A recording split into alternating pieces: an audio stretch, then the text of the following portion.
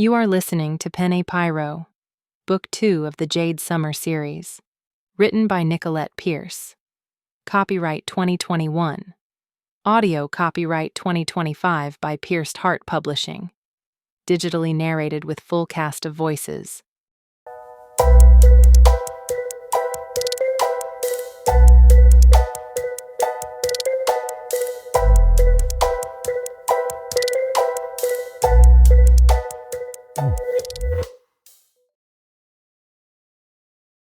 Chapter 19. Logan is here? I questioned. Should I let him in? Mila asked. I glanced down at my t-shirt that somehow already had a grease stain on it. How did Avery go through an entire shift of cooking and not get a smudge while I take 2 bites of pizza and I'm stained?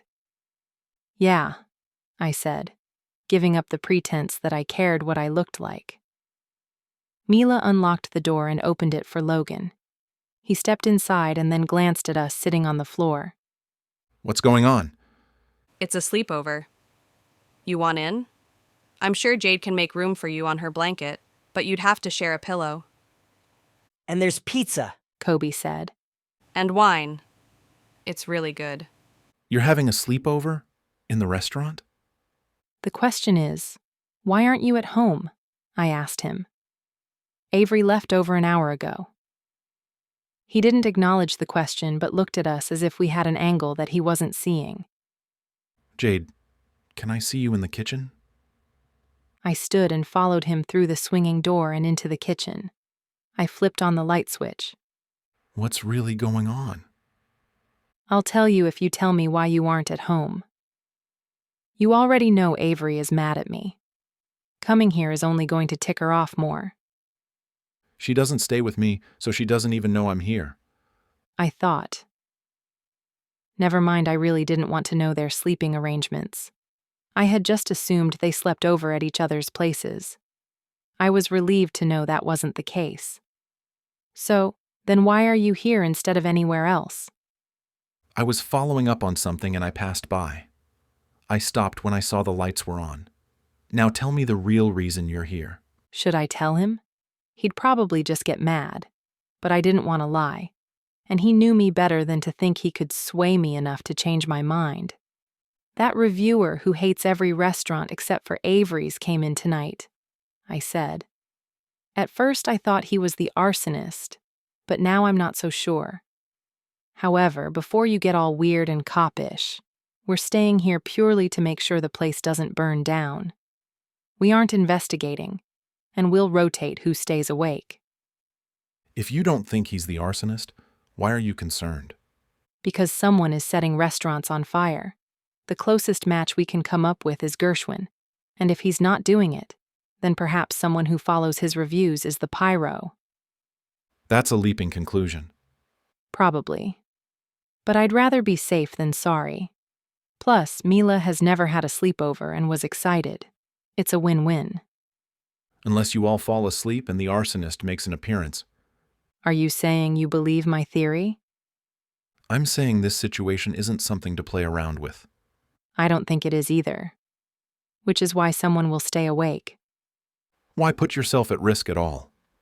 We worked so hard to get the restaurant back up and running. I'm not going to let an arsonist take that away. And besides, we're having a fun night in the process.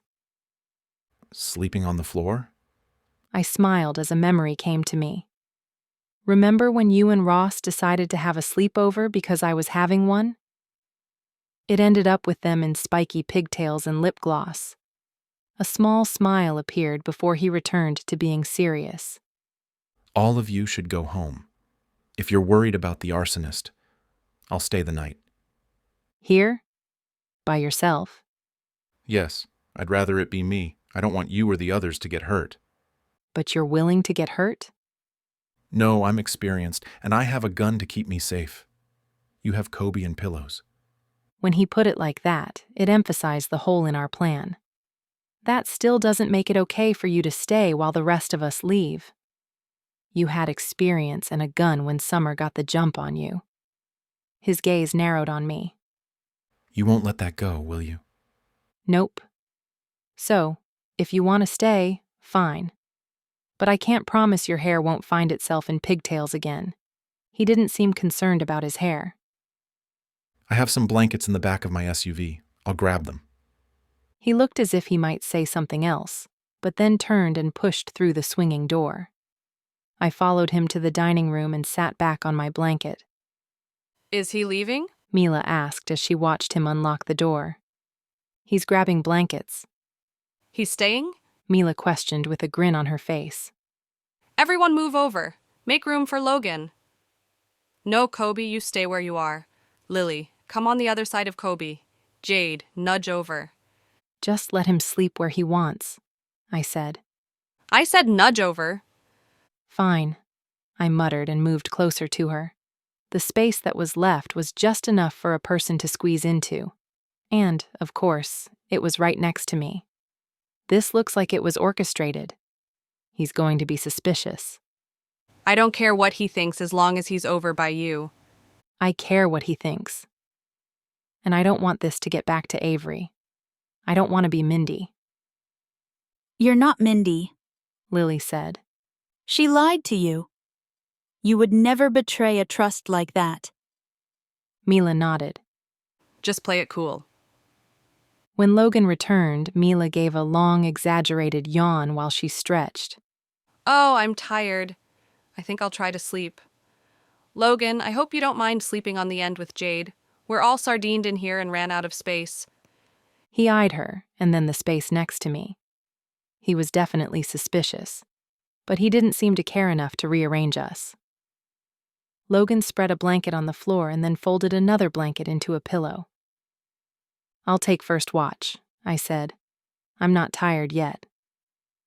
I stood and headed over to make sure the door was locked, even though I knew Logan would never forget to leave a door unsecured. But it got me up and out of Logan's space. Because no matter what Mila's plans were, I was not going to sleep next to Logan. I knew what it was like to find Mindy and Logan lying next to each other. I would not do that to anyone. After checking both front and back doors, I dimmed the lights and sat at a chair facing the window. Logan finished arranging his blanket and then came over to sit with me. I'm not tired either, He said, as he moved a chair so he was facing the window as well. Tell me more about your theory. I brought out my phone and pulled up the review site and then handed it to him. Gershwin has reviews on every restaurant the arsonist hit. The only restaurant he loves is Avery's. Avery loves penny pasta. The arsonist is leaving Penny at the scenes. Since Gershwin's so in love with Avery, I thought the penny was like a love note in her honor. He's burning down the competition for her. But then he came in tonight. I'm just not getting the arsonist vibe. Describe him. Pinched face. Has a bushy mustache. Food snob. Pompous. He had an issue with a sweaty water glass. What issue? Didn't want to touch it. I had to get him another glass. Mom had to deal with him after that. Anything else? Just that he wrote our review before he was served the meal. He didn't even taste a bite before he said Avery's food was wonderful and our establishment was bad. How do you know he wrote the review first? I saw him. While he was waiting for his meal, he had his phone out and was typing on it. I took a peek as I passed by. Does Avery know this? She spoke to him, but I don't think she knows about the review. Was he threatening at all? Not really. More annoying. Full of himself. Do you think he could have done it? I'm not sure. This isn't even my case. Then why are you questioning me? You know why. Tell me. He gave an exasperated sigh. This isn't my case, but this restaurant and your family are important to me. If that means I have to check up on your theories or stay at an ill-advised sleepover to make sure you all stay safe, then that's what I'll do. Thanks. It didn't seem like an adequate word, but I wasn't sure what else to say. I talked to Avery about you. I groaned. I had just been in a cuddly place and he ruined it. Why? I told you not to. She was wrong to say what she did. And you told her that? Yes? Is that why she's not sleeping over at your place? You made her mad, didn't you? It has nothing to do with where she sleeps. She's a reasonable person. Yeah. And yet you're here and about to sleep on the hard floor. She's not mad. She just never stays over. It's always been like that. Really? Really? She works nights and prefers going home to sleep. When do you see her then? We grab breakfast sometimes. Mondays are normally good days. Odd.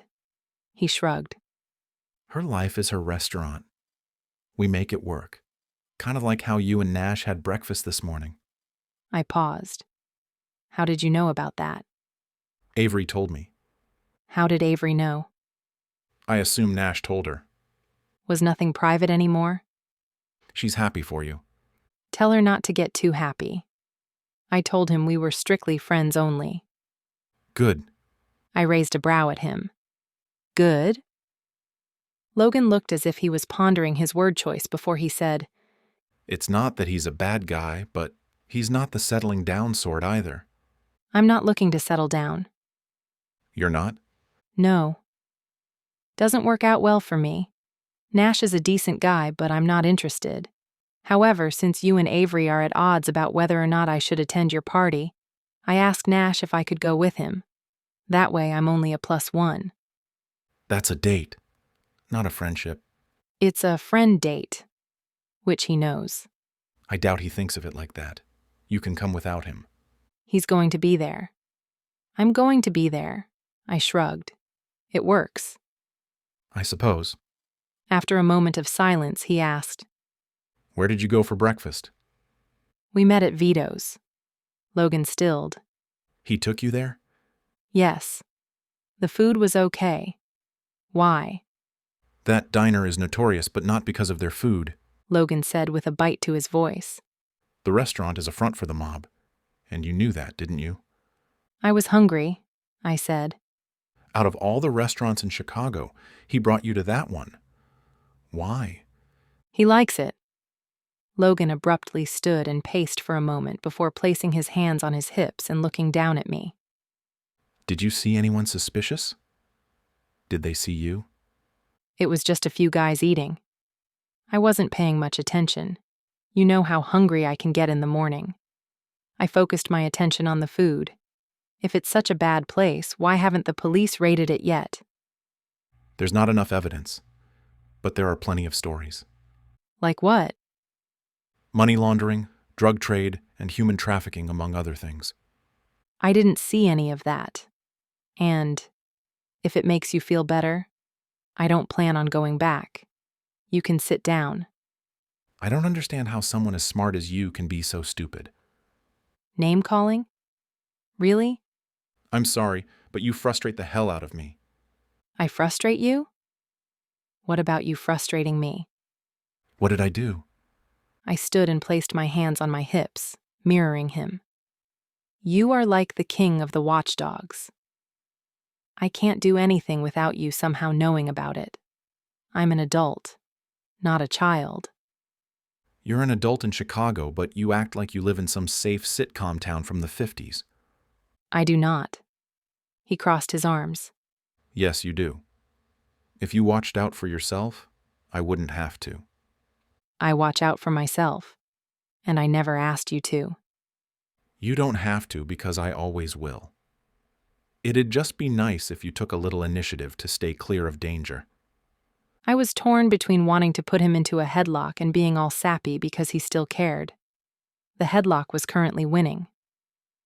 I look out for myself, I repeated. You take unnecessary risks. Would you two kiss and make up already? Mila asked. We're trying to sleep. Sorry, we muttered to her. Kobe sat up. Logan, if it makes you feel better, I don't think you have to be too concerned about her. I mean, you saw the way she nearly clobbered the sumo wrestler. An average guy like Nash wouldn't stand a chance against her. She has feral tendencies. I have the video on my phone if you need a replay. Not helping, Kobe, I said. Lily buried her head under her pillow. Maybe we all need more wine. Mila said. None for me. I'm going to check the back. When he left, Mila sighed. Sorry, I didn't mean to make it worse. You didn't. He'll cool off. It's sweet that he cares so much about you. I don't remember him being like this. I mean, sometimes he used to become protective, but this is another level, You should talk to him. Lily said, peeking out from her pillow. He's probably under a lot of pressure with Avery and the wedding. And there is an arsonist out there. And you do tend to get in trouble. He probably just has a lot of worries on his mind. Lily's right. Go talk to him. I knew they were right, but I also knew Logan needed time to cool off. His temper was a flash burn, quick to ignite but also quick to burn off.